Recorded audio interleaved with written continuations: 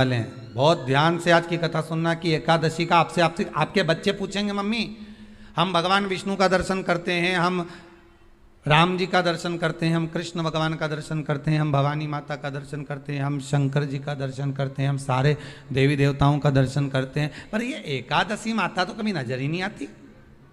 पूछेंगे कि नहीं पूछेंगे कि तुम जिस एकादशी का व्रत करते हो इनका जन्म कहां से हुआ, कहां जन्मी थी? एकादशी की जन्मस्थली कहां है? भाई भगवान कृष्ण की जन्मस्थली तो मथुरा है, श्री राम जी महाराज की जन्मस्थली बोल दो जम के अयोध्या है।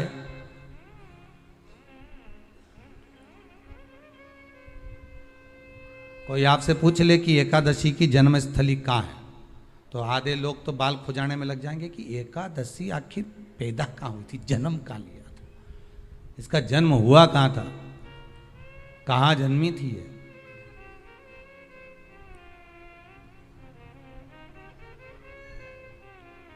इसका जन्म स्थल है कहां? और अगर मान लो जन्म स्थल एकादशी का है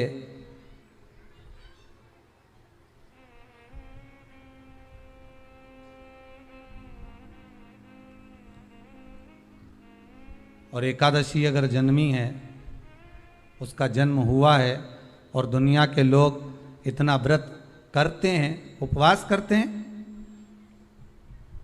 तो फिर इसका जन्म स्थल कहां होगा? तो कहा इसका जो जन्म स्थल है वो बद्रीनाथ। कहां पर है? बद्रीनाथ। और उस बद्री विशाल में भी एक गुफा जिसका नाम है हेमवती। क्या नाम है? हेमवती। उस गुफा में एकादशी का जन्म स्थल है। बद्री विशाल में हेमवती गुफा जो 12 योजन अंदर प्रवेश करने जितनी है, 12 योजन की गुफा के अंदर, हेमवती के अंदर एकादशी का प्रागट्य हुआ था, एकादशी का जन्म हुआ था।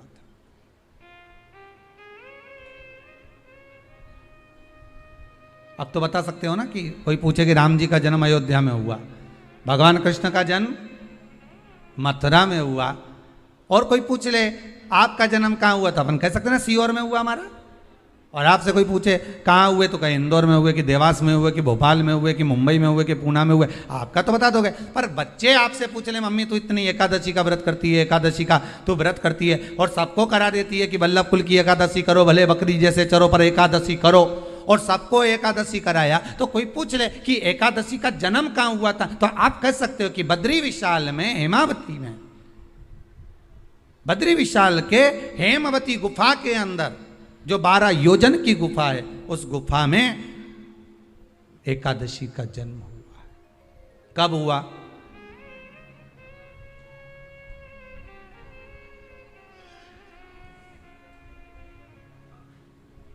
जन्म होने का कारण, राम जी के जन्म होने का कारण था रावण का संहार।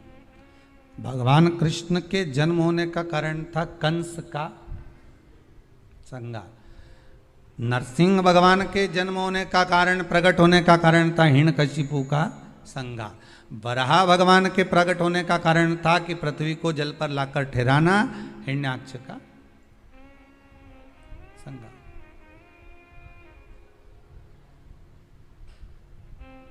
तो फिर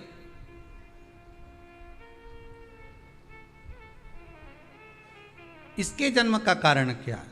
तो कहा इसके जन्म का केवल एक कारण है।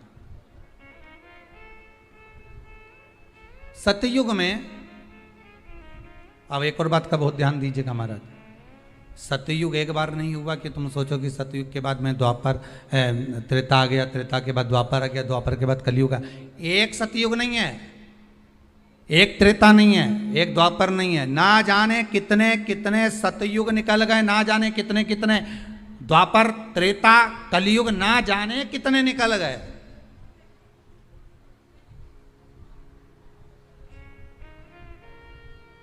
और आप और हम जैसे भी इस पृथ्वी पर ना जाने कितने, अरे जम के तो बोलो, निकल गए। पृथ्वी वहीं की वहीं है, जिस मकान में रहते हो वो मकान भी वहीं की वहीं है। बस कभी कभी एकदम प्लाट हो जाता है, फिर उस पर वापस बन जाता है, फिर क्लीन, फिर बन गया, फिर क्लीन, फिर बन गया।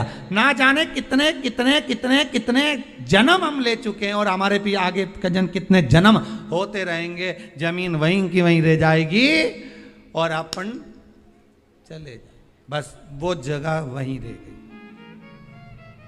जो पहले परदादाजी की थी, दादाजी को मिल गई, दादाजी की थी, पिताजी को मिल गई, पिताजी की थी, उनके बेटे को मिल गई, उनके बेटे से उनको बेटों को मिल गई। मिलते मिलते मिलते मिलते कब वो जमीन भी बिक गई समय की अवस्था में, फिर दूसरे की हो गई, और हम सोच कर रह गए कि ये हमारा है, हम इसके लिए लड़ाई करें, झगड़ा करें। हम केवल इस जमीन के लिए, जरा सी प्रॉपर्टी के लिए अदालत में खड़े, अपना समय बर्बाद कर दिए, और जो पाना था वो छोड़ दिया।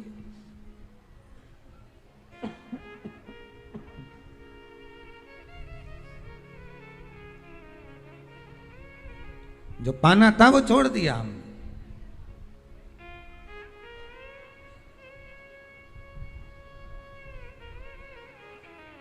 असली रजिस्ट्री तो ये शिव महापुराण की कथा है, जिसमें बैठकर आप 3 घंटा भगवान की भक्ति को जो धारण कर रहे हो, 3 घंटा जो भगवान की कथा को आप श्रवण कर रहे हो, 3 घंटा जो भगवान की भक्ति में आप डूबे हुए हो, 3 घंटा जो भगवत स्मरण में आप लगे हुए हो, बस यही असली रजिस्ट्री है, यही वहाँ काम आने वाली है। इसके सिवाय कुछ काम नहीं आएगा। धन दौलत माल खजाना सब पड़ा की पड़ा रह जाना, सब धरा की धरा।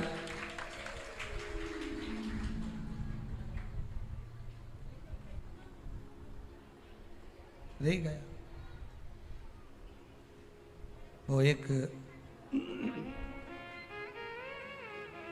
लाइन आप लोग स्मरण करते होंगे, सज धज के जिस दिन